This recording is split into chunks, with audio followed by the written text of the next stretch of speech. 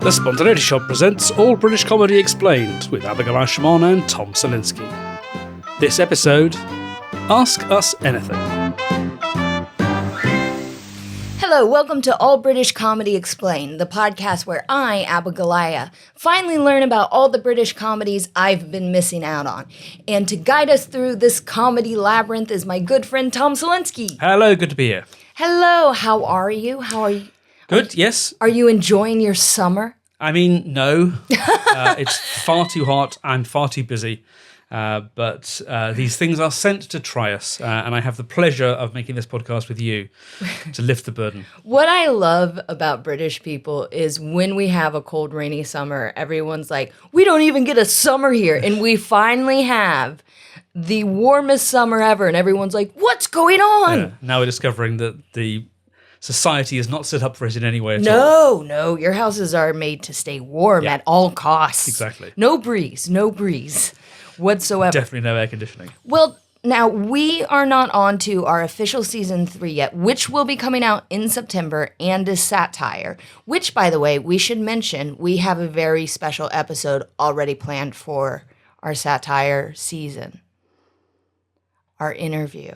Our live show. Well, that's not really part of the satire season, but yes, sure. Yeah. Oh, I guess it's not. But yes, we do have a very special episode planned.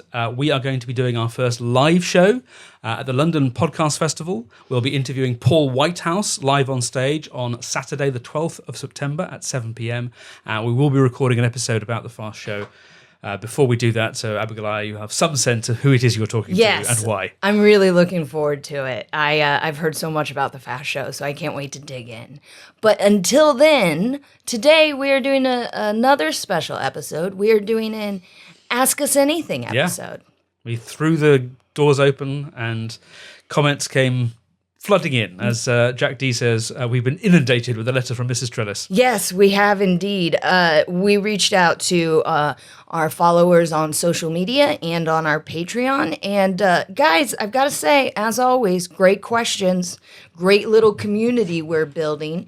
And if you're not on the Patreon yet, you should check it out. But shall we dive right in? Let's dive right in. Okay, hold on. Let me get to the first question. Best barbecue food. It is summer after all. I have a game changer. Okay. Asparagus. What? You were supposed to say my brisket. I haven't seen your brisket cooked on a barbecue. You brought it over. Yes, that's true. But it was a done deal. It was delicious. Mm-hmm. But this is an absolute game changer. So it's very, very simple to do. Asparagus spears, olive oil, salt and pepper. Lay them on the grill and just turn them a few times until they get nicely charred. They are so delicious. When we do barbecues here out on our patio, Deborah will eat the asparagus spears instead of fries to have with a burger. They are so, so good. You know what I'd like to do with that? Just change it up a little. Don't have to. A little lemon juice. Would be very nice, yes. Yeah, brighten it up a bit. Yeah, very nice. I do love a grilled vegetable. Yeah. Definitely not my favorite barbecue food, though. My favorite barbecue food is a brisket. Yep. Which, I mean, to be honest, I don't have a barbecue at my house, so I do it in a crock pot, but still counts. Just the slow cooked brisket that you can tear apart. Oh, it's so good. And I like a barbecue sauce. I don't do a dry rub. I appreciate a dry rub. But the dry rub makes me nervous. Have you ever gotten down with a dry rub? Yeah, I went through a phase, I think, after we'd been to New Orleans of doing like blackened chicken on just a griddle pan on a stovetop. I'm always afraid it's going to taste too dry. Like, I like a saucy, I like a sauce. You can always make a sauce on the side. I like a mess. That's what I like. I've never done that slow cooked, like Southern style barbecue thing on a barbecue. Yeah. That takes some real time. You gotta, because I've never done it as well, but it is on my list of things to do. And I did go through a thing where I watched Barbecue Masters on Netflix, and now I'm like, oh, I need a slow cooker. When I get a garden, I'm getting a slow cooker, not a slow cooker, a smoker. Yeah. A smoker. Yeah. One of these days, I'm going to do a Christmas turducken. I've had one of those. Have you? Is it good? Disgusting. Okay, absolutely disgusting. Right. But an adventure. I think everyone should do a turducken once, and I did it once. Did you make it? No, my stepmother did. Oh, right. And it's just, you got, first of all, I really like turkey. A lot of people don't. I love it. And then duck is gamey, and turkey has its own taste, and it's just too much of heavy flavored birds for me. Sure, I know, I get that. I think, and it's like stuffed in it. Yes. I mean, that's how you know we're monsters. We're like, we'll take a bird and we'll stuff it in another bird. Yes. Tear out the bones of all the birds and stuff it in there. All right, let's go on to question 2, which is one that I'll give you to start with. What are the biggest differences that you perceive in American comedy and British comedy? Do you know who sent these questions in, by the way? I didn't write down their names. So they'll have to listen and go, ha, that's me. Yeah. Well, I think this is a very thoughtful question from whoever sent it in. Yeah. Like I said, you guys have sent in some really fun and thoughtful questions as we go through this. So biggest difference, as we've watched stuff, I will say budget is really obvious. Like, again, and I loved Fawlty Towers, but you look how those doors slam and the set wiggles. I actually think it adds to the comedy. And then we go back and watch something like I Love Lucy, which was made in the 50s, and nothing wiggles, because they had that CBS money and that Philip Morris money specifically because of ads. And when we did our episode with the Comedy Bureau, I think it was Laura who really touched on the fact, and you've mentioned this as well, as like how American comedies end with a happy ending, whereas British comedies are more happy to let you sit in the discomfort of it all. And the disappointment. And I see that more and more and more. Just like with the British summer, disappointment is our natural state. Yeah. But there's something else as well, which is that the BBC, which was at the vanguard of broadcasting, was formed out of government. Mm-hmm. And it had this mission. Lord Reith, the first Director General of the BBC, said that broadcasting's purpose was to inform, educate, and entertain. Mm-hmm. And I think very much he meant it in that order. Mm-hmm. Whereas American entertainment had always been about money. Mm-hmm. So it was big sponsors, and it was about being as entertaining as possible to the largest number of people. Yeah. And so that gives it that sunny optimism, which also kind of reflects the national character. Mm-hmm. But what I would say as well is that I think that used to be true. What I see now when I look at modern American and British comedies, the thing I see most of is variety. Yeah. Everybody's trying different things on both sides of the Atlantic, and that's really exciting. I've seen it too, especially in stand-up comedy with the advent of streamers and people seeing stuff online, like even people putting stuff up on YouTube. More people from opposite sides of the Atlantic are seeing each other's comedies. And where I think British people have always known what's going on in America, because I will die on this hill. Entertainment is our greatest export. Oh, 100%. It's nothing else. What it is entertainment.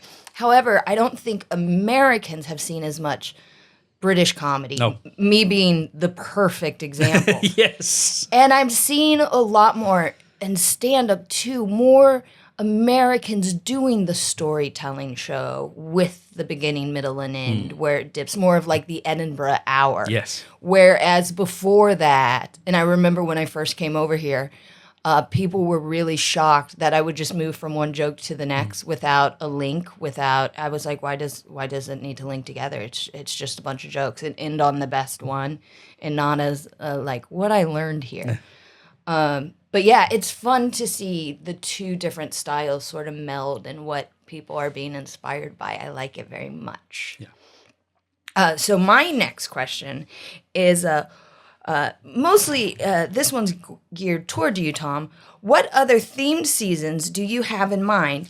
And will you put in any shows that Tom doesn't much like? Thinks are dull or actively hates. Now, I just want to say, Tom sets the themes and he chooses the episodes. Again, when you're talking on social media, you are talking to me specifically.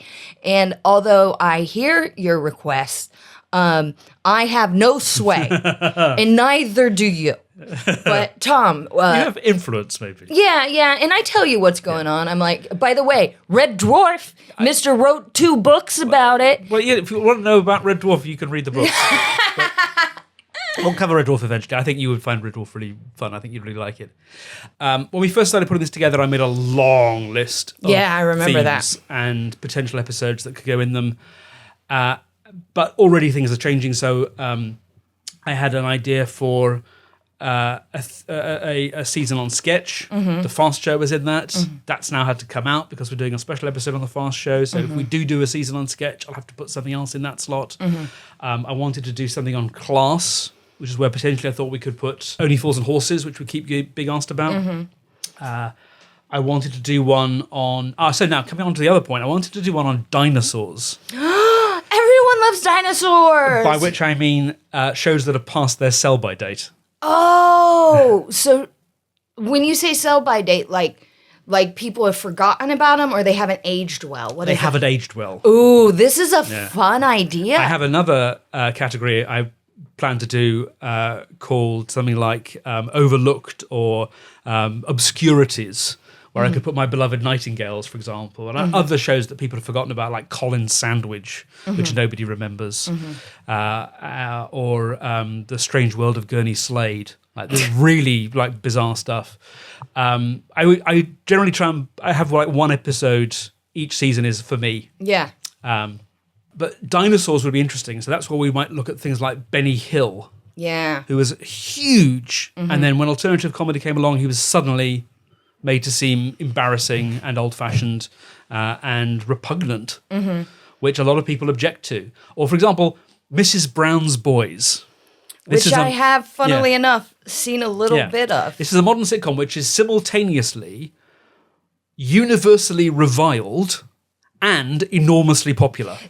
Figure that out. That's the Big Bang Theory in America. I've personally never seen the Big Bang Theory, but it's like a punchline. Yeah. But ran for so many seasons, won awards, made loads of money. Like, they kept it on the air because people were watching it. Because this podcast started as, oh my God, you have to see this, which I think is valid, but it sort of began morphing quite quickly into a kind of comedy academy. Yeah. A comedy university. And so there are things... So the Goon Show is a good example of this. Vastly important in the history of British comedy. Not one of my personal favourites. Okay, so you've already thrown in some. Would you ever put in one that you really dislike? I'd have to have a good reason for it. Yeah. Especially if I think you're not going to like it either. So I already put in things which I really like, but I wasn't sure if you would. And the Goon Show, which I didn't know if you'd like or not, but wasn't meaningful to me. If I was going to put in something which I really did not like, I think probably I'd have to imagine that you would like it. And we'd get that conversation. And it's sort of the conversation we had with Jackass, which I didn't hate. Yeah. But I did say at the end, it's not going on my shelf, and I'm not going to watch it anymore. But also, like, say, for the Goon Show, which I didn't particularly care for, I'm really glad I learned about it. And especially learning about, like, Spike Milligan, which, by the way, I now have a Spike Milligan calendar on my wall. Lovely. Which I wouldn't have picked up had I not really learned who he was, and kind of learning where those actors started and you know, who they all became. I found it to be fascinating. Like, Spike Milligan did a sitcom, I think in the 70s or possibly the early 80s, called Curry and Chips, in which he plays an Indian man. Oh, yes. And I cannot think of a good reason why we should watch this. Yeah. There's some stuff that it's just like, why put ourselves through that? Why put us talking about it on the internet? Yeah.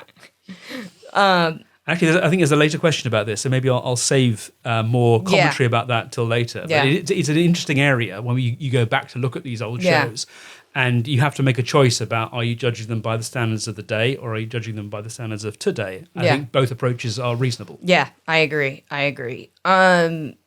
This next question, let's ask this, because I thought this was a really fun one. If you were doing a British WandaVision, what trends or iconic shows would you use for each episode? So first of all, I'm assuming you watched WandaVision. Yes. Okay, good. Yes, That's helpful. yes, Otherwise, this yes. is going to be particularly confusing. Yeah. We'll have to now pause the podcast and watch 10 episodes of WandaVision. Yeah. Which I wouldn't be against. Loved it. I loved it. It was so patient. I mean, they did drop 3 episodes at once, which Yeah. helped because those first 2 episodes tell you nothing. You're like, what's going on? I know. Yeah. But it really built it up gradually. I just thought it was tremendous. And the idea of doing a British version is really interesting. So do you want to go first or shall I? I would say you have to put in The Good Life. Yeah. It's a very, very, very typical 70s domestic sitcom. Yeah, I think when I think of WandaVision, I'm like, okay, how did they? Because it's a lot of, it is that Dick Van Dyke and the happy couple stories that she was after. So I think The Good Life would be one that I'd put in. I also do think it would be fun to see her do Victoria Wood as seen on TV. Now, I haven't seen the Dinner Ladies yet. Yeah, so Dinner Ladies would be the obvious one to do. So I can't comment on that, but I would love to see her do some Victoria Wood-esque stuff.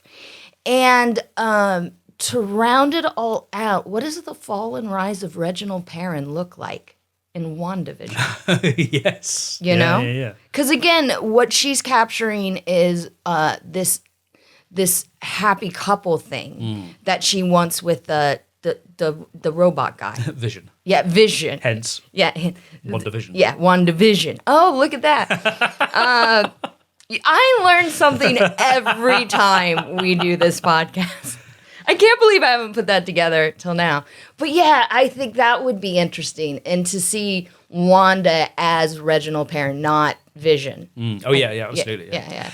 When I thought about this, I wasn't thinking so much about that family unit. I was just thinking about what are the sitcoms that defined that generation. Good. So a lot of them are ones we've watched already. For the 1950s, Hancock. Yeah, I like that. Because it was such a pioneer. That would be fun. Yeah. Paul Bettany as Sid. 1960s, I was thinking one we haven't seen yet, but Steptoe and Son. Okay. Which was the next big thing from the same writers, Galton and Simpson. That's another one we get asked about a lot. It's another one in that big category of British sitcoms of 2 men who hate each other but can't get away from each other. In this case, because their father and son and their livelihood is this junk cart, this rag and bone trade. And then 70s has to be, for me, Fawlty Towers. Yeah. Cast such a long shadow. Oh, why didn't I say Fawlty Towers? Because I knew you would. 80s, obviously, The Young Ones. Okay. And 90s, I think, for me, it's probably I'm Alan Partridge, which, again, we haven't watched yet. You glimpsed Alan Partridge in The Day-to-Day. He was then spun off to his own chat show. And then when that came back for a second series, rather than doing more of the chat show, it was following Alan's life, now having split up from his wife and living in a travel lodge. Oh, interesting. That became much more like a sitcom. Okay. All right. I didn't know that. I only knew it as the chat show. Yeah. Okay. I like that. That would be my list. Now, this is a question that, as we go back and forth, is from me to you, but I did actually go back and check this. I don't know if you did. The question is, how long was the period between the initial idea for All British Comedy Explained and the first recording? Yeah. So I don't exactly know. But I'm not surprised you do because you're the organized one. Yep. What I will say is it wasn't that long. No. And as we've told you many a times, the way this podcast got started was over a poker game and me not having seen the Fast Show. Not the 9 o'clock Not news. the 9 o'clock news, sorry. Not the 9 o'clock news. And I remember being here to record a Guilty Feminist episode, and you were upstairs, and we were like, yeah, maybe we'll do it. Yeah. And so many times, because I'm not an organized person, and I work with not a lot of organized people, you'll say you'll do something, and 6 months later, maybe you'll have a plan. And Tom Rushdown, with your list of themes, like nine series long, you were like ready to go. Because for a while we were kind of going back and forth on, should we just informally like swap DVDs or have you come over and watch stuff? But then we thought, podcasts would be fun. Yeah. Let's share the joy with the world. Yeah. So if you want chapter and verse, that poker game was on the 17th of July, 2025. Okay. Almost exactly a year ago as we record this.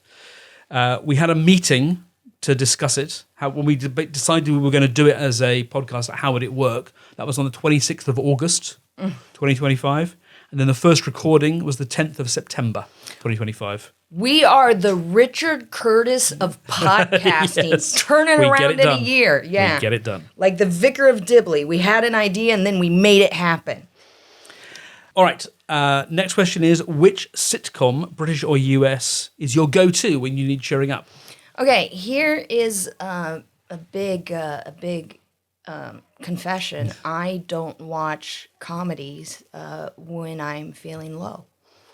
Because George Bergman films? Yeah, I watch action films. Oh, action films. And I watch like procedural and dramas because for me, it's hard to unplug watching comedy because I'm always kind of thinking about how I would do it, or oh, wouldn't that be fun to be on? Or in this case, at this point in my career, it's like, hey, I know that person. And so it's a little hard to unplug. The last time I was feeling, I had a little bit of a tummy ache. And because it's summer, I watched the greatest summer blockbuster of all time, Independence Day, followed by Jurassic Park 2 and 3. Not 1, because I've seen it so many times. And another show that I watch a lot as a comfort show, which has funny elements, but is definitely not a comedy, is Supernatural. Have you ever seen Supernatural? No, I haven't. I love Supernatural. Supernatural might be my favorite show of all time. Has it got shirtless brothers in it? Yes. Yeah, I've heard people talking about it. They're not always shirtless, but there's a lot of fanfic out there about them. And there's an angel named Castiel, but I'm all about Crowley. Oh, I love Crowley. He's the demon, king of hell. What about you? What are your go-tos? So with me, it doesn't tend to be one show I'll go back to. But if I've got like the DVD box set of Yes Minister for the first time, I will just sit and luxuriate in those. And now because we're doing this show, sometimes I'll have to like get hold of the Vicar of Dibley box set, and before we record our episode on the Vicar of Dibley, make sure I've seen all of those so I can curate it as accurately as possible. Without that, I'm more likely to go to movies for comfort watching if I'm at home not feeling well. Yeah, it might be a dumb action film, probably a new one rather than one I've seen before. Or if it's nostalgia I'm after, it would be the Marx Brothers. Oh, that's very Tom. Come in. Gentlemen, customers. How do you do? What are you boys giving me the runaround? Come over here. Or a musical, possibly just like one of the That's Entertainment films. Okay. Of which there are 4, if you include That's Dancing. So even though the clips are all quite familiar, there's usually one I feel I haven't seen for a while. And that's just like all the best bits. Yeah. There's a problem with some of those MGM musicals is what you actually get is like 2 amazing dance numbers in a sea of quite uninteresting plot. Yeah. Whereas That's Entertainment allows you to mainline the amazing song and dance just numbers. The hits. Exactly. Just the big all stuff. killer, no filler.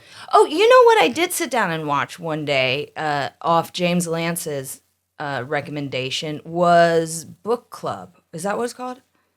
The sitcom he was in. Yeah. And that is lovely. Have you seen it? I've never seen it. You know what? I'll tell you, I watched the whole first season and pretty much most of the second. And the end of the first season has a dark turn I did not see coming. Okay. For a sitcom. I was even texting James. I was like, what the fuck? And he's like, yep. Yep. Wow. Because James Lance is now my best friend. There you go. And Trent Krim is my boyfriend, even though he's gay. There's a lot of casual racism, sexism, and homophobia in old British comedy. Does this ever spoil it for you? Do you think trigger warnings or editing are a good things? When you look at That Was the Week That Was, and if you get to it, Till Death Do Us Part, you will find depictions of racism that are clearly part of something meant to be anti-racist. Does this still work? Have you become too fearful of giving offense? First of all, I think this question of like, are there things you shouldn't say in comedy, is a question that is happening online, is not happening in comedy clubs. But over to you first. What's your thoughts? It's a very complicated issue, and I don't want to give pat answers. I mean, we could do a whole probably hour-long conversation about this topic. I think, first of all, it's helpful to have the context of when was this made, what were the norms of the day, what are they trying to do, are they using words for shock value? Because sometimes, actually, here's an interesting example. You've seen Die Hard 3. Early on, the bad guy makes Bruce Willis wander around Harlem in a sandwich board Yeah. with a racial slur on it, which is going to obviously put him in danger. Samuel L. Jackson comes out of his shop to help him, and that's how they end up together. Yeah. Right? The TV people did not want to broadcast a version of that film with the N-word. So they digitally changed the sign so it reads, "I hate everyone." Why not say I hate black people? Well, you see- sorry, I mean, it shouldn't. Yeah. Like, that's not good. I'm not saying... But you see, you know what I mean. Here's how that now plays on TV. Bruce Willis is walking around wearing a sign that reads, "I hate everyone." Which, by the way, is a T-shirt. And a group of black youths decide to attack him for it. So No, that it's a comedy. That version is more racist. Yeah. Actually, I didn't think about it like that. That's so true. Yeah. So you do have to be careful with this kind of thing, and just going through and sanitizing doesn't always help. But I think it is true that in the 60s, 70s, 80s, those kind of words were used more carelessly. So there is an example in That Was the Week That Was, where, more than one example actually, where racial slurs are used in a way which is designed to be anti-racist. But to our ears, those words just clang, and that's something that's very difficult to get away from. I don't think censoring is the solution in most cases, but I will say there is a difference between putting something out as a DVD box set and saying, like, this is a movie from the 1930s, and it's going to be bought by people who understand what that means, and maybe a warning at the beginning if that seems appropriate, and broadcasting. Because when you're broadcasting, you're just invading people's homes. So as another example, slightly bizarrely, in the very brilliant but rather genteel comedy from the Ealing Studios, Kind Hearts and Coronets, which has come up a few times, one of the characters chants a nursery rhyme to try and clue in that she understands what's really going on. Eeny, meeny, miny, mo, catch a... Tiger. Oh, not tiger, though. by the toe. Okay. And it just sounds bizarre for this well-spoken Englishwoman to use that word. What's even more bizarre is in 1948, when this film was made, they shot an alternative version of that scene for the American market without the racial slur. And I cannot understand why the American version is not the one which is in ordinary distribution today, because you watch it today, if it goes out on Channel 4, there is a warning. And I saw somebody online getting all bent out of shape as, just because the guy kills people, it's a black comedy. Have we all become such snowflakes? No, it's because you don't want to be sitting watching a black and white British film from the 1940s and suddenly have a racial slur come at you without warning. I think I agree with you on all fronts. First of all, trigger warnings at the beginning of stuff, and I've done that. We've done them on this podcast. Yeah. I've asked you to put them in. Are also, to be honest, I think a lot of times to protect a network or a company more than it is actually to warn the audience. Like, for instance, when Disney put out some of their old cartoons that are quite racist. It's like, these are of a time, this does not reflect the views of the company and blah, blah, blah, blah, blah. I don't think things should be censored. I think it should go out as it was. And as far as does it offend me personally? No, not really. Sometimes it shocks me. Like, especially, I remember one time being home with a family, we were watching, is it called The Holiday? That old black and white film. And there's a whole scene where they do blackface. Yes, I know what you mean. It's not called The Holiday. That's the Kate Winslet. No, yeah. Holiday Inn. Holiday Inn, yes. Where they... Oh, there's loads of blackface in this. Yeah. It's Well, what was so funny is they at one point, is it Bing Crosby is in it? And he's like, hey, maybe we should do that blackface number again. And it was just a thing that people did. It's a thing that people did, but what I thought was interesting is my brother was like, he actually said it. And I'm like, that's what it was called. Because I went to school for theater and all this stuff. I know a little bit more about it than he did. So, like, Abe couldn't even believe they called it that back then. And, but my thing is if the intent of the original material was to be racist, I take offense at that.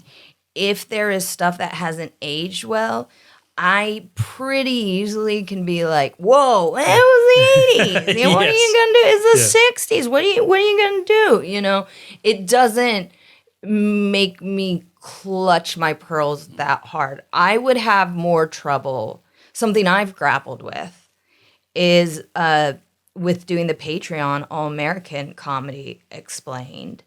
Would I ever show you The Cosby Show?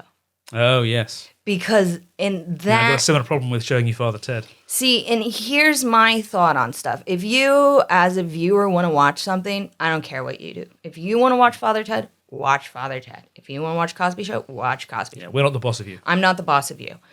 But now, the idea of watching The Cosby Show, even though it was funny and it was a huge moment in America television, doesn't make me feel good.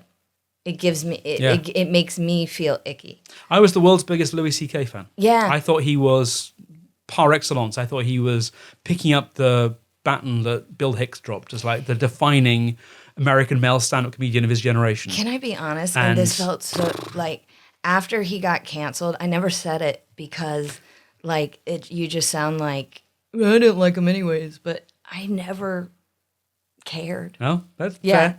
Like I thought he was good. Don't get me wrong. I thought he was good, but yeah. I think the other thing I'd like to say about this is that pushing the envelope for the sake of pushing the envelope, I think, is no longer something which needs to be done. Right?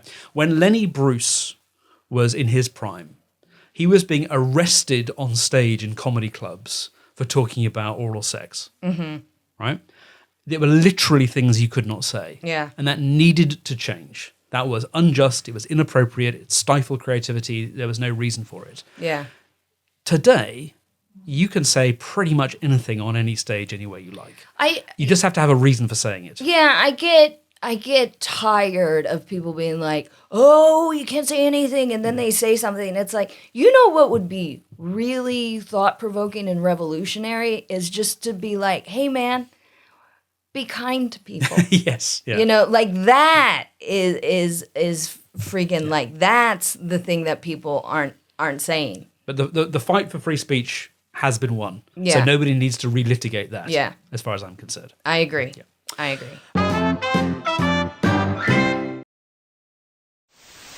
All right. Outside of the comedy superpowers of the UK and US, are there any notable comedy, TV, or radio shows from the English-speaking or Commonwealth world that you might consider an episode on? See, this is something we could actually do on the Patreon. Yeah. So it has crossed my mind. And I look towards Canada and Kids in the Hall. Yes. Which is a sketch show that was great. I'm pretty sure that went out on MTV or Comedy Central in America. Grew out of Keith Johnston's Loose Moose, which obviously is hugely important to me. Of course. As a Keith Johnston-style improviser. Yeah. And Second City TV, which gave the start to Catherine O'Hara and Rick Moranis and Paul Schaefer. Yeah. And so many people. If I did like a real curveball, and I don't know much about this genre, I'm not actually going to do it, but this got me thinking. I was like, well, I'd have to bring Watts back, is I do an anime. Oh, I would do, there's an anime that Tom has watched, ergo I have watched through osmosis called One Punch Man. Right. And it is a spoof on animes.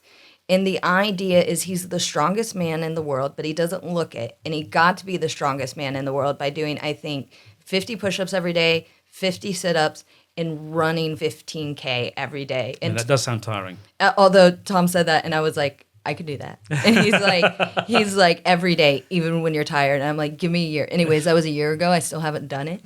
But something like that. But in order to do that, I'd have to bring on Tom because I just don't know anime and manga that well. But yeah. What about you? I thought about Australia. Okay. See, I can't even come up with anything from Australia. So a couple of things that leapt to mind. One is a pair called Clark and Dorr, who were doing satire, and their act was kind of nicked by John Fortune and John Bird, who were the two Johns opposite Rory Bremner. Okay. So they would do these long slightly improvised, like political interviews, but they were used to satirize events of the day. And they were very, very sharp. The other one is a guy called Sean McAuliffe, who is kind of brilliant. And if you want a good time, I might even put this in the show notes. He did a series of sketches in which the first one is he's the husband coming home late at night drunk.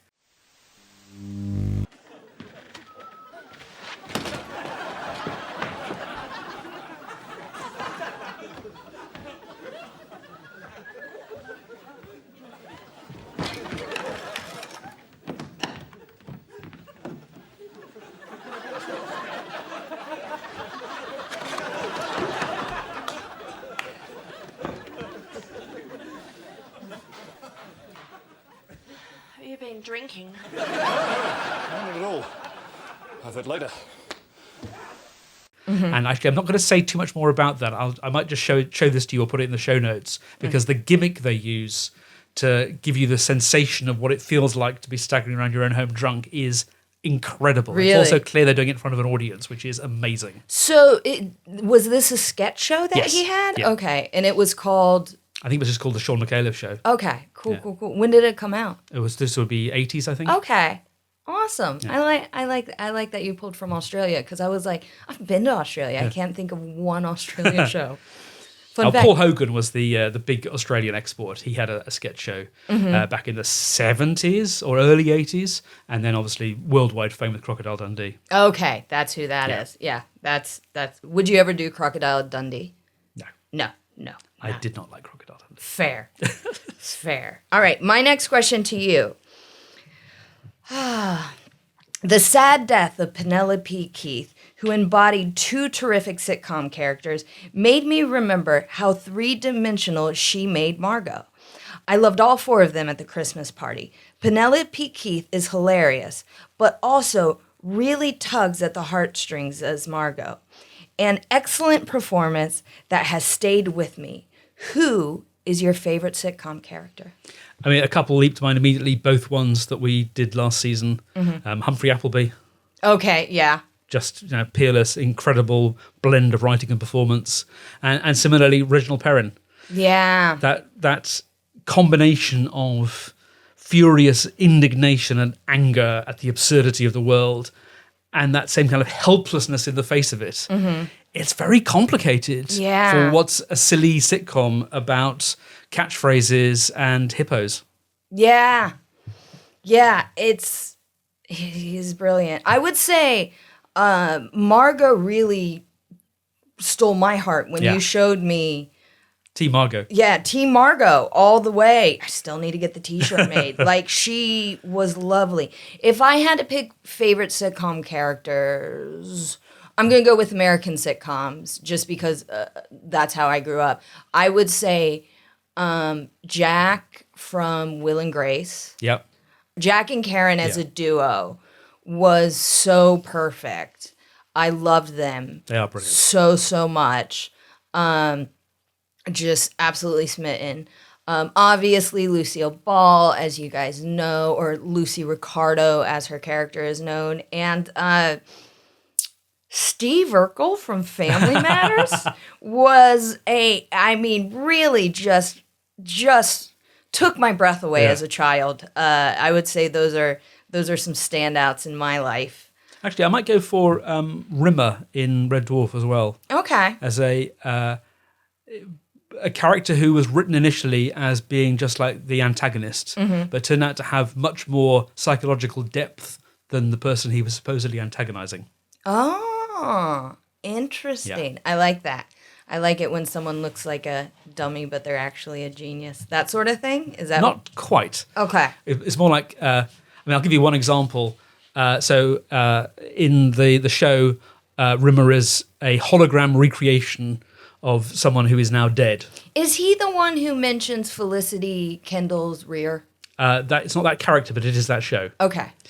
And in the last episode of the first series, he is able to eke a little bit more power out of the ship's computer in order to create a second hologram, so there can be more than two people on this ship. What a fancy man. He elects to create a second hologram of himself. What a vain man. But he is such an obnoxious personality that he manages to drive himself crazy. That sounds like a Rick and Morty episode. It is very, yes. Rick and Morty. I would lay money that many of the Rick and Morty writers are fans of Red Dwarf. Yeah. There's so much DNA in common. Yeah. So eventually, Lister, who's the other main character, has to flip a coin to decide which of the holograms gets turned off. Oh. Oh, what a hard choice to make. All right. What are some of the shows you've seen thus far which you would say have been a big influence on you? For me, our questioner says, I'm sorry I haven't a clue, has been a big component of my conversational humour. P.S. Love the show, look forward to your return. Oh, that's lovely. Thank you.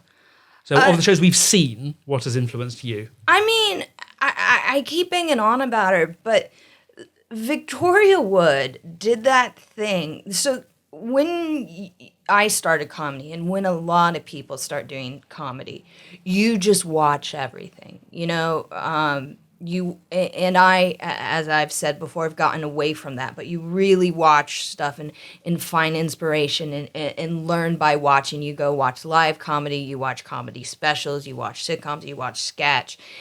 And the thing about Victoria Wood, as seen on TV, is the first time in a long time that I have seen something and gone, it could be this, you know, this is an option. This is like, so I would say for me, Victoria Wood. Now, have I implemented any of her skills? No. But one thing... I remember you talking about her economy of joke writing. Yeah, like one thing I'm really working on and struggling with, but I feel like I'm on the edge of a breakthrough, is her economy of language within her stand-up and how sharp her stand-up is. Did you watch An Audience With yet? Not yet. No, you've got to watch An Audience With. I finally bought a DVD player. Right. That's the yeah. We'll reconvene when you watch that. Okay, cool. Of the ones we've watched, definitely Fawlty Towers and Yes Minister. Mm-hmm. Yes Minister for the attitudes and the language. Fawlty Towers for the plot construction. Mm-hmm. The show we haven't watched yet, which was a huge influence on me, but we probably will watch at some point, is The Hitchhiker's Guide to the Galaxy. Yeah. Have you read any of those books? No, I haven't. Right. It's on my essential reading list now that I'm back to reading books again. It's a complicated story because it was a radio series originally. The radio series was adapted into novels, but the novel doesn't follow exactly the same storyline. And then there's a TV series, which is essentially the first 6 episodes of the radio series, but with a few changes, and then video game, towel, and anything else you want. But there is no one consistent, coherent version. There are just different options. What do you think is the best version of The Hitchhiker's Guide? Because I thought it started as a book first. Yeah, most people do. The radio series has a purity to it, but you can also see there are a few things which get changed from the radio series and then stay changed when it's remade. There's also a very bad film, which we needn't worry about. If I was going to do it for this show, I'd probably show you the first 2 episodes of the TV series. That's the most accessible. That's how I first encountered it. We aren't going to do a book on this show. I mean, there's nothing, I suppose, stopping you doing a podcast book club, but that's not what we're doing. And your antipathy towards radio is a matter of record. Excuse me, I will point out, I really liked I'm Sorry I Haven't a Clue. True. And that's the first thing we watched that made me go, I want to be on this, which you can because it still exists out there. But the interesting thing about the TV series is the radio show has got an awful lot of narration, linking bits of story together and giving you the backstory, which you think would be the hardest thing to adapt for the TV version. But actually, the solution that Douglas Adams found means that element of the TV show is one of the things that everybody remembers as being its greatest success. Is it a narration over B-Reel? My lips are sealed. Okay. I can't wait to find out. Okay. Another listener question. Yes. What is your favorite TV show? I loved this question, by the way. What is your favorite TV show adapted from an original film, and what is your favorite film adapted from a TV show? So, favorite TV show adapted from a film is also my candidate for best American sitcom of all time. Okay. MASH. I knew you were going to say Yeah. MASH. MASH is incredible.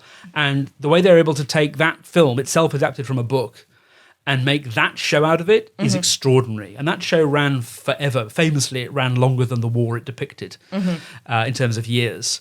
And the finale broke records for viewing figures in America. I mean, everybody watched the last episode of MASH. Now, I have a question for you because on the Patreon, I was thinking about doing MASH, but you're such a purist about me having not seen the British show.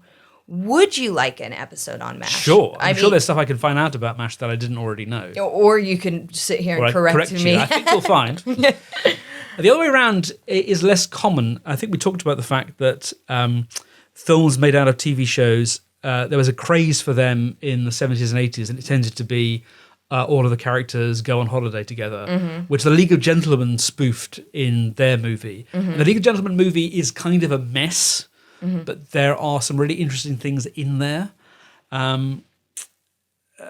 If we're going to go America, do you count Fargo? Yeah, we can count Fargo. Yeah, the series are inconsistent, but the best ones, and I can't remember which ones they are now, but the most recent one I thought was incredibly good. The first one I thought was fabulous. Some have worked better than others, but that was an idea I just thought was such a bad idea, because Fargo is such a perfect film. Yeah. Why would anyone Yeah. want to mess with that? And actually, the solution they found works brilliantly. I don't think I haven't seen the Fargo TV show. Part of me is like, did I try to dip into it? But no, I didn't see it. But everyone says it's great. Yeah, and because it's anthological, if that's a word, you can watch any series you like. There is a thing going on right now where they're starting to do this again. And I have not watched it yet, but I am curious. There is now a Legally Blonde TV show. Yeah. There's a Blade Runner TV show about to start, because everyone loves IP. Yeah, that's so true. There was a couple years ago, not necessarily a comedy, but a League of Their Own, which is an amazing film. Yeah, terrific film. We did it for Best Pick. I think Prime turned it into a TV show, and the fans loved it. They canceled it, and everyone went nuts. I believe that was the second attempt to turn it into a TV show. Oh, really? Yeah. It's hard. I mean, LA Confidential, which is, for my money, the best American film of the 90s, was turned into a TV show that ran like 8 episodes, then everybody forgot about it. Well, they tried to do it in like the 90s with Clueless. I don't know if you remember that. Yeah. That was a bad idea. And also, they didn't have Alicia Silverstone this is the problem. in it. You never get the star back. And they did it with My Big Fat Greek Wedding. Oh, that's right, they did, yes. And that one, they had almost everyone but the love interest, who's Aiden and... John Corbett. Yeah, John Corbett. Did Nia Vardalos do Yeah, the TV series? she did it. Right. But it didn't last. Yeah. But it's such a good movie. It's a brilliant movie. It's a brilliant movie. And you could that one you could really see like, oh, this could be a sitcom. Crazy Family, that I mean, it is a sitcom setup. For me, TV show adapted from an original film, What We Do in the Shadows. Oh, that's right. Yes. Yeah. That was a film originally. And I actually like the TV show more. The film is great, but I love the TV show and just adore it so much. I don't think they have a new season coming out anytime soon, but that's an interesting one to watch because, again, how I tell you, it's hard to unplug when I watch TV. That's one that, as it gets later, the first season I didn't know anyone in it, but now I'm like, oh, I remember her. Oh yeah, we used to do open mics together. Oh, I remember when she had a show at the Pit. Yeah, TV show that adapted into a film. I mean, let us remember Jackass. Oh yes, 5 films. Yeah. 3 series. But not exactly a TV show, but within a TV show, The Blues Brothers. Oh, yes. Which started as an SNL sketch. And it's still probably the most successful, certainly the most beloved SNL movie spin-off. I mean, I think that's the one where they were like, we're on to something, and then they just did it too much. Yeah. And then they made Pat, and everyone was like, what did we do? Who hurt you, Lorne Michaels? Who hurt you? But The Blues Brothers and The Blues Brothers 2000, I thought were great. I've never seen The Blues Brothers 2000. It was not well reviewed. No, it wasn't, but... I mean, here's the thing. You might hate it because as we just did a podcast about films, and what it does is not the whole premise of the Blues Brothers is we're putting the band back together. Here's a bunch of famous people singing famous songs. Yeah. That's what Blues Brothers 2000 is.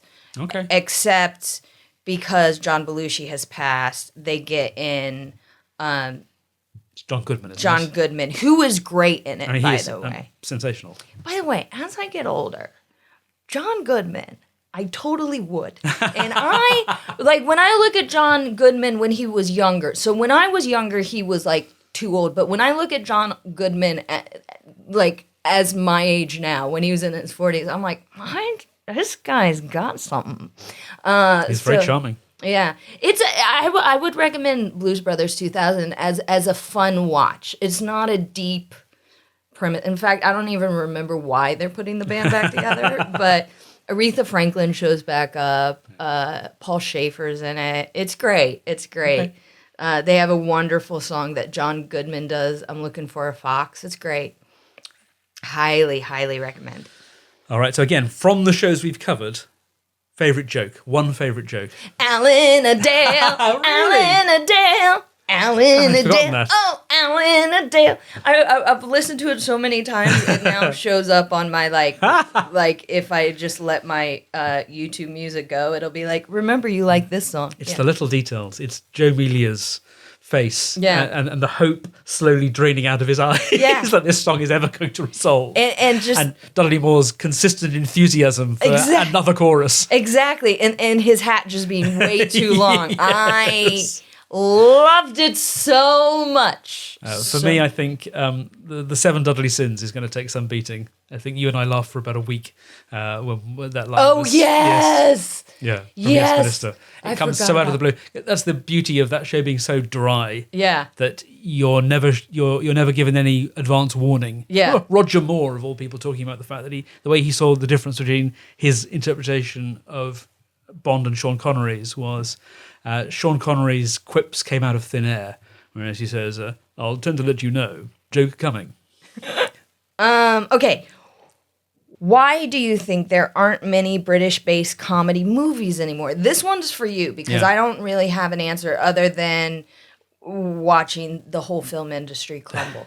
I mean, there aren't many comedy movies anymore. Yeah, that's a big thing. Where has the rom-com gone? Yeah, well, because the problem with the rom-com, is same as with the adult drama, which I don't mean porn, I mean drama for grown-ups. Mm-hmm. There is a market and a route to profitability for a $150 million action film based on IP. Mm-hmm. Right? You can make that, and it will make $1 billion if you get it right. There is a market for like a horror film made for $500,000, which apart from anything else, if it flops, you've only lost $500,000. Yeah, it's a rounding error on these big studios' balance sheets. But if it hits, it might make 100 times the investment. Mm-hmm. So these are both good risks. Mm-hmm. Who is funding a $20 to $50 million movie? Mm-hmm. Almost nobody. Because it's not giving you the guarantee of success that you get with those great big franchise tentpoles, nor is it kind of de-risked the way that $500,000 horror film would be. Mm-hmm. But British films have never been about huge budgets anyway. So there have been some nice, and often they are straight to streaming. I think the movie I would single out that says, though I haven't got away altogether, I appreciate what you're saying, questioner, you're not wrong, but The Ballad of Wallace Island was a big hit for Tim Key and Tom Basden. It's a great film. Mm-hmm. They made a short film version of it something like 8 years ago and finally were able to kind of stitch together the funding to make the feature. It's brilliant. It's really, really good. And you're looking at me like I've never heard of this film. No, I haven't. You should seek it out. Okay. It's about a lonely man living on an island played by Tim Key. I do like Tim Key. Who's a big fan of this folk duo who've now split up and separately engages each of them to come to the island where he lives more or less on his own to sing for him on his birthday. So does he essentially parent trap them? Yes. That's adorable. Yeah, it's really good fun. I love that. And Kerry Mulligan's in it too. And cool. It's fantastic. All right, I will seek this out. I'm going to guess iPlayer. It's on iPlayer. I would have thought so. Yeah. Yes. Yeah. All right, Abigoliah. Now, this was news to me. Yeah. Do you miss the early days of your fringe shows? The vibe of the room in the counting house or the freak show act you did? I have a friend who you got to pull a needle through your hand. She still freaks out a little every time it's mentioned. Do you have a circus past that I don't know about? Yeah, so the reason why I put this in, first of all, I was like, so few people know this about me now. And I was like, does Tom even know this about me? I didn't. So I ran a variety show in New York, a live stand-up show called Abigoliah's Bizarre Bazaar. Nice. Fucking great title, right? I didn't come up with it. Where it was stand-up comedians and sideshow acts. And I had a friend who was a magician who'd do it sometimes. And he was like, I can just teach you some sideshow stuff. So if someone drops out, you'll have something. Now, any sideshow stuff I can do is stuff that can be learned in an afternoon. However, it is the stuff that looks the most horrific. So I can eat fire, I can eat glass, I can walk on glass, and I can do something called human pin cushion. So the nail up the nose. I can't do nail up the nose because I'm too sneezy. I really tried to do it, but I'm too sneezy. But I can... I used to take a acupuncture needle and thread it through my whole palm. And with hypodermic needles, you can put them subcutaneously on you, through your skin. So I used to do that. And when I say I used to do it, I did it in one Edinburgh show. And I can set myself on fire. No big deal. I did it in one Edinburgh show that I also took to Australia.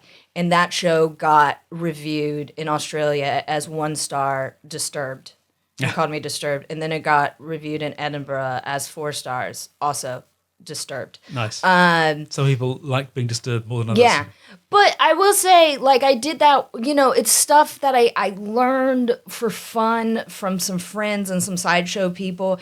And yeah, I just kind of shoved it in an hour because it was like, I learned it. Why not do it? And that being said, those early days of doing the free fringe and still learning what my voice is for stand-up and what I wanted to do, there was a lot of experimentation and let's see what happens. And I do miss it. I also miss when I first showed up at the Fringe, I didn't know about all the politics of the Fringe or about the Edinburgh Fringe Award or anything like that, or getting PR and getting the right reviewers, not even reviews, the right reviewers in.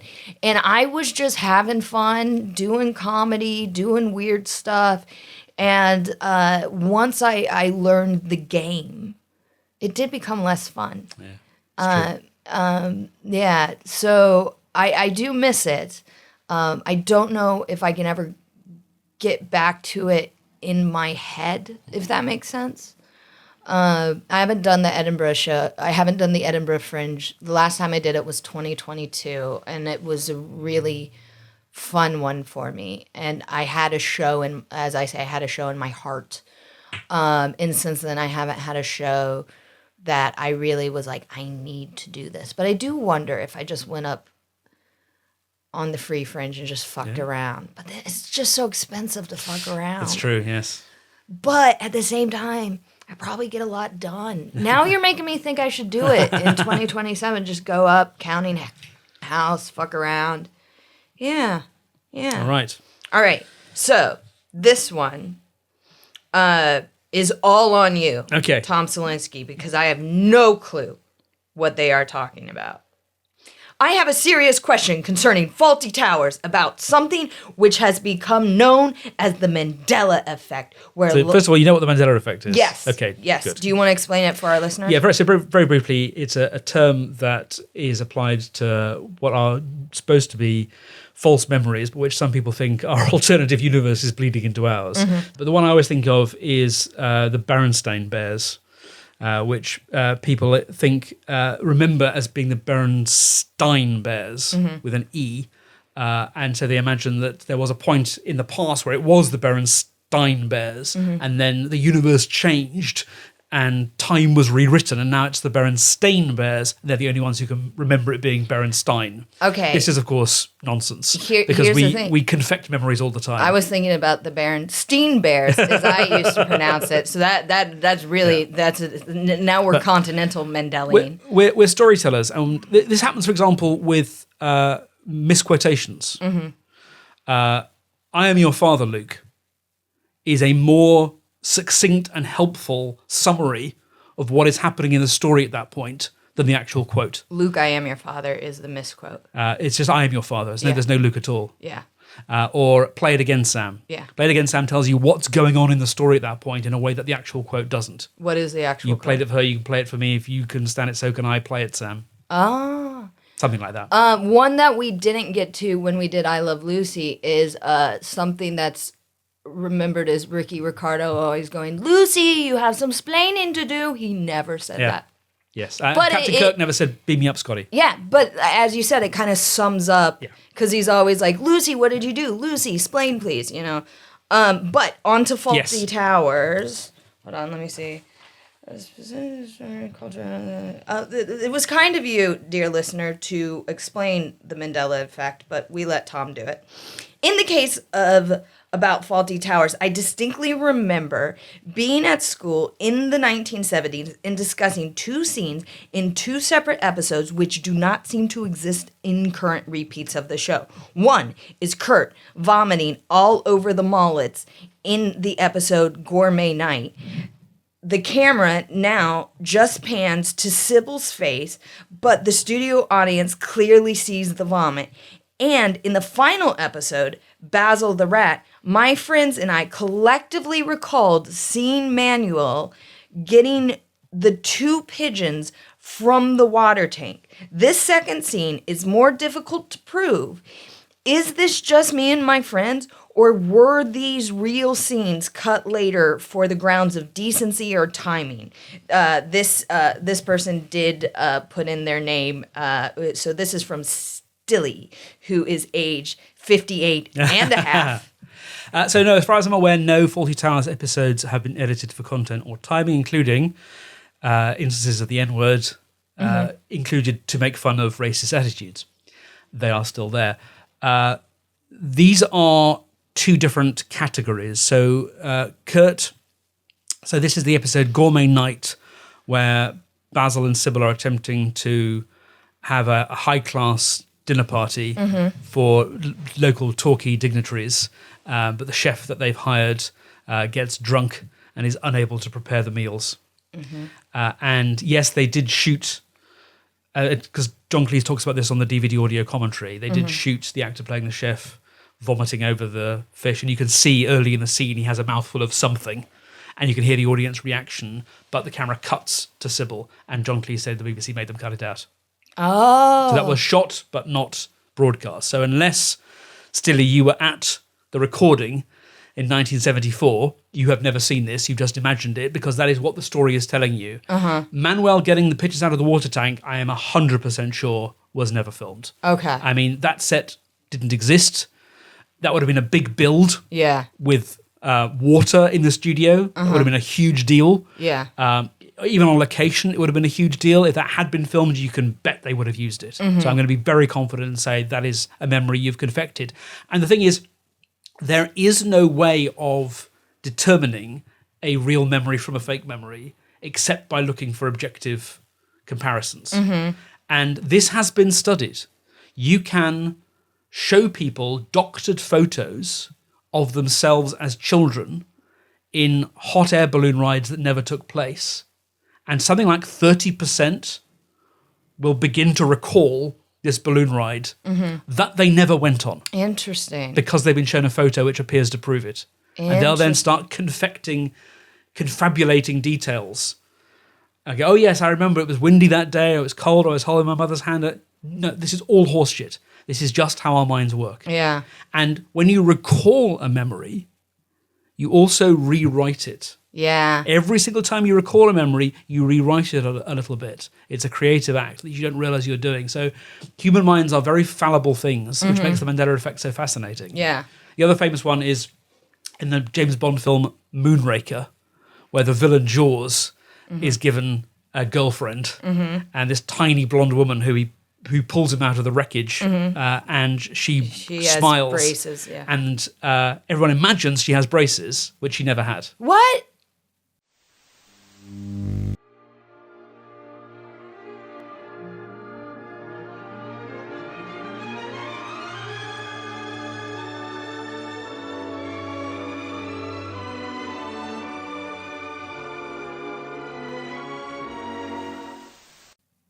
Wait, I just said it. Yeah. See, it's a better story if she has braces because he has metal teeth and she has braces. Well, why do they fall for bonds each them other together. then? Just because he's a great big hulking brute and she's a tiny little blonde girl And he with was, bunches. and she was nice to him, Yeah, and exactly. everyone fears him. Yeah.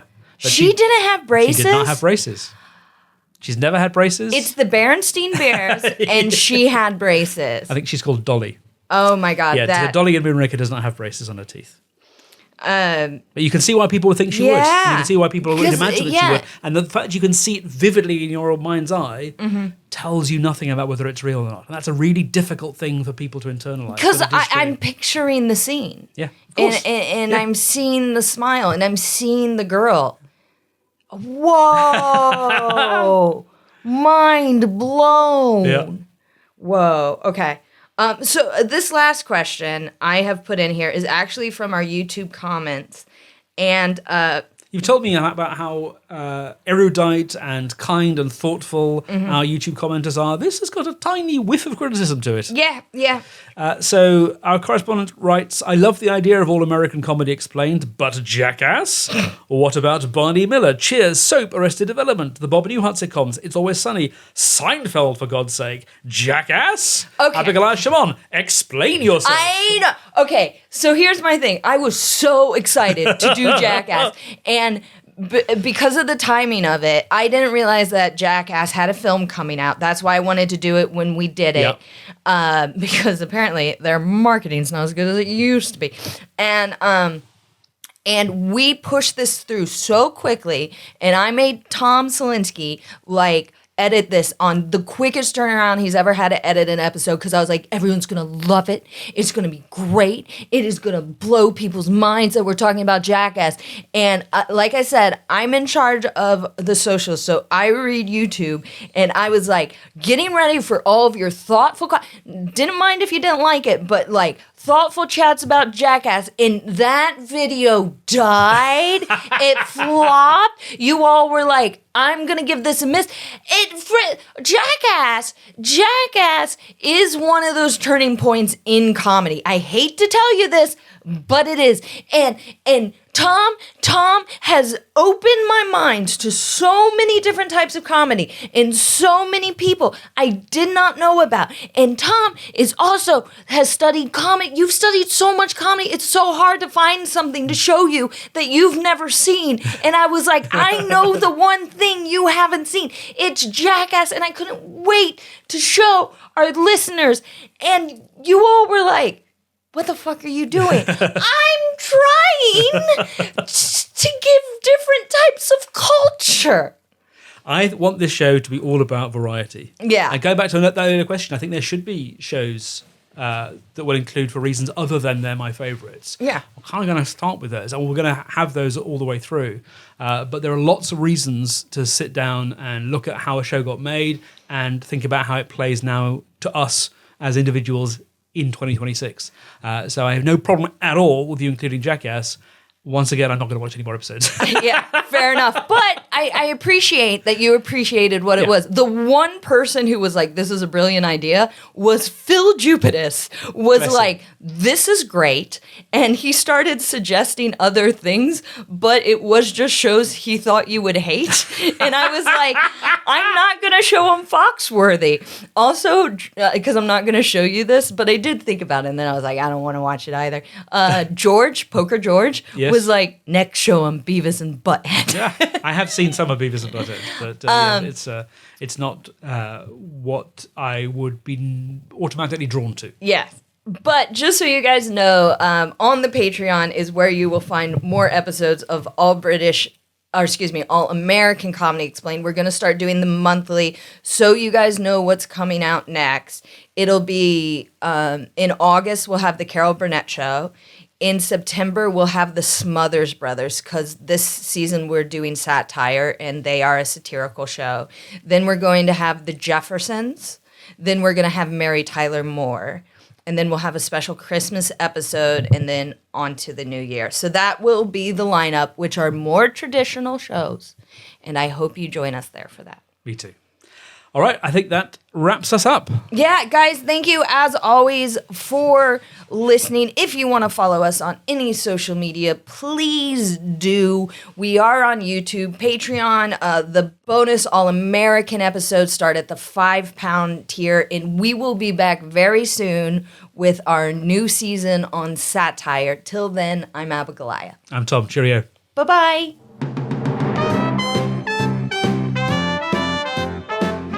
You have been listening to All British Comedy Explained with Abigoliah Schamaun and Tom Salinsky. It was a Spontaneity Shop production for the internet. Find us online at allbritishcomedy.com, join our Facebook group, sign up to our mailing list, or follow us on Instagram or TikTok. Join us next time for The Fast Show.